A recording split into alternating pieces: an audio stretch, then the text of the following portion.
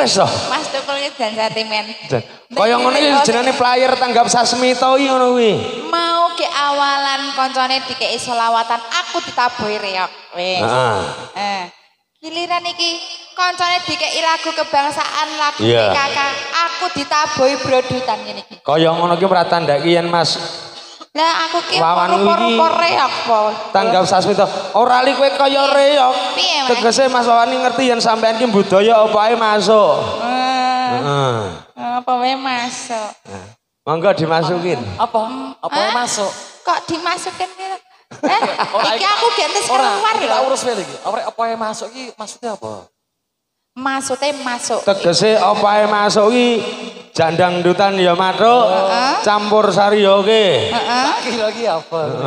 Iki jak mondok ya kena. Ya matuk. Ya aja mondok no. Aja. Mondok Indah. Aja. Sithik. Kadoan lho nek Pondok Indah ki. Kulon kono. Nek Pondok Indah kadoan ya Mas. Nggih, malah sowan Mas Sukra. Nggih. Hanyareng isanipun Parkadang Pramuladi, Mbak Septi. Dan kantun ngaturaken sugeng rawi pasugatan Koja Priyaga Tameng sampun kepareng katuraken lumantar Parkadang Pramuladi. Nyanyi? Nyanyi? Iya. Nyanyi kalih mirsani. Nggih. Mirsani ingkang sampun angsal daharan. Jenengan apa dereng? Nah, jenengan dereng. Kula sampun mau, Mas. Alhamdulillah. Jenengan blas. Oh, dereng. Kok mesake menapa ning omah ra dilewetke, Mas? Lah wong sing arep tuku beras jeneng kene. Oh, alah iya no. Mangga Mas Tukul. Dikek sing sigak ya, Mas. Iya. Masuk rambut lemes no, Mas. Rene melu goyang mriki mawon.